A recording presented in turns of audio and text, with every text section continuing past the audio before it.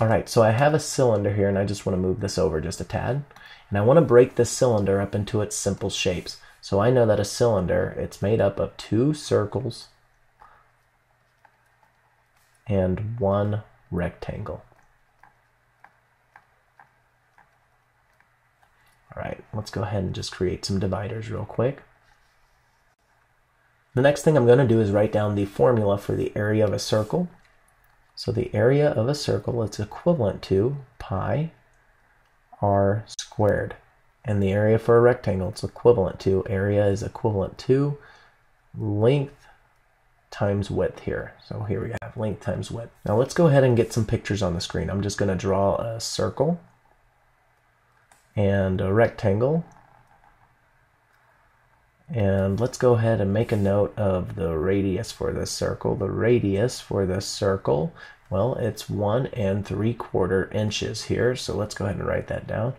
And I want to get back to that black pen real quick. So I have 1 3/4 of an inch. And that's for the radius here. So let's just do a little arrow. All right, and now let's also make a note of what this 9 3/4 inches represents. Well, that represents, it might be the height of this cylinder, but it also represents the width or the height of this rectangle. So I'm going to write 9 3/4 here. But what about the value for the length of this rectangle? Well, we're not given one, so I'm just going to put L down. And one thing I do know about the length of a rectangle, when it's connected to a cylinder, the length of a rectangle is equivalent to the circumference of a circle. Remember, the circumference of a circle, it is the distance around that circle. So it's a fancy way of saying the perimeter of a circle. So the length equals the circumference, and that's what I'm going to make a note on.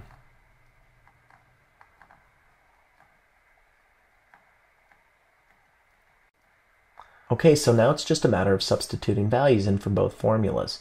So the value I'll use for pi is 3.14. So we have 3.14 times the radius, which is 1 3/4. Well, 1 3/4 is the same thing as 1.75. I'm just going to plug 1.75, and we're going to square this information here.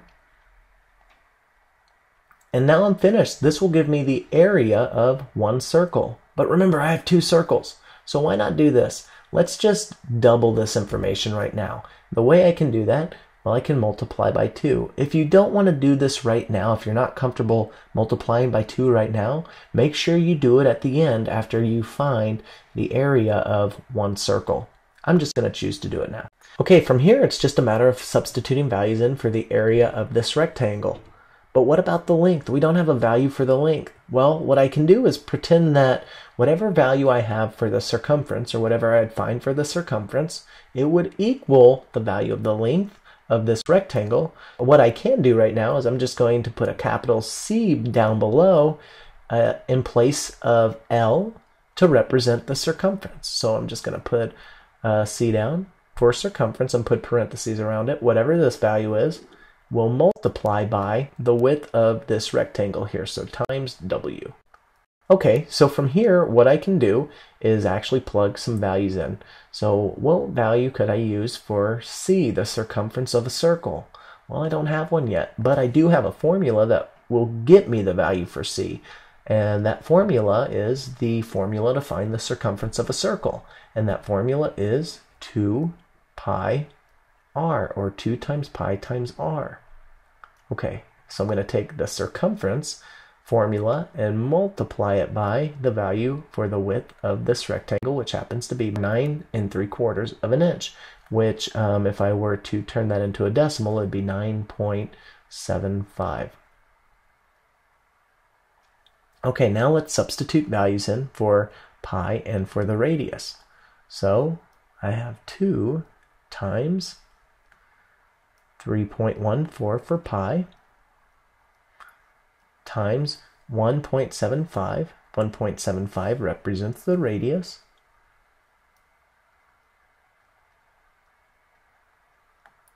times W, times 9.75.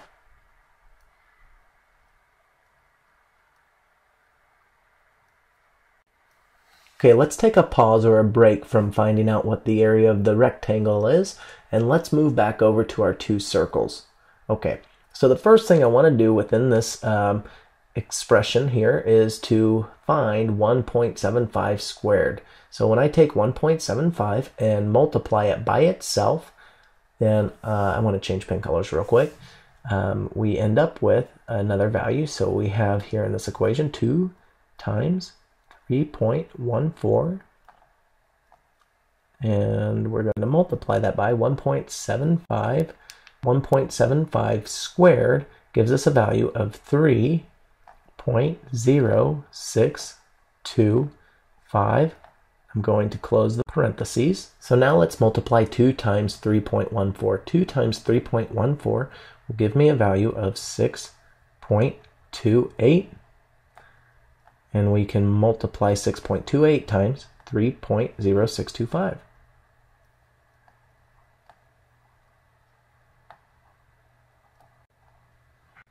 Okay, well now when you multiply these two values together, you're going to get 19.2325.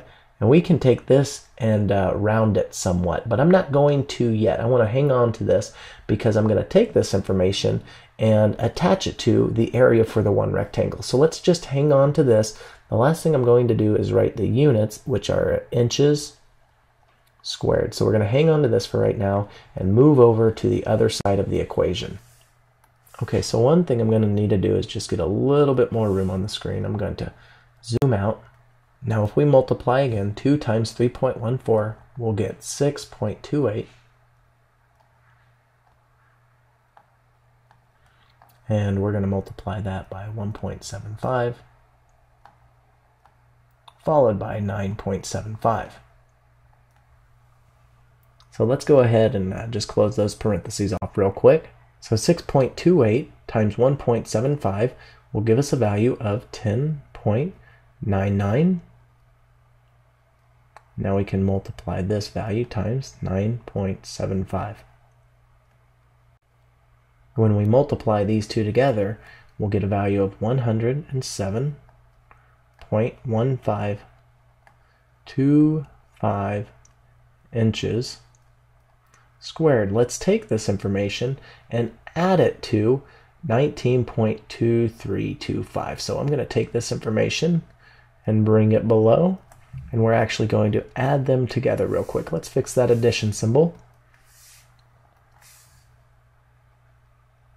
So I'm adding 107.1525 to 19.2325 inches squared. So now I do want to make sure that I just scroll up some so that we have some room to work. Okay, so 5 plus 5 gives me a value of 10. I'm going to carry my 1. 1 plus 2 is 3, plus another 2 gives me a value of 5. And now 5 plus 3 gives me a value of 8.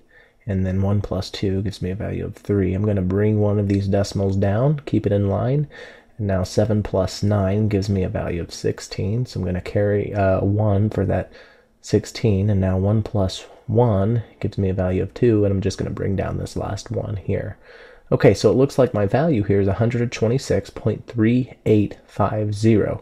What I need to do with this value is I'm just going to rewrite it over here, but I'm not going to forget to write down capital S for the surface area. So the surface area is equivalent to, and let's just look at this number before I actually write it down.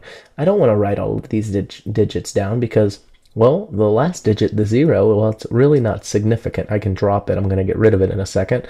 But I want to take this 5 as well, and I'm going to use it to help me round to the hundredths place value here. So what I want to do is, since this is 5 or higher, it's going to allow me to round to the sky. Remember, 5 to the sky will allow me to round this 8 here to a 9. So when I write this number down, I'm going to write 126.39 instead of 0.385.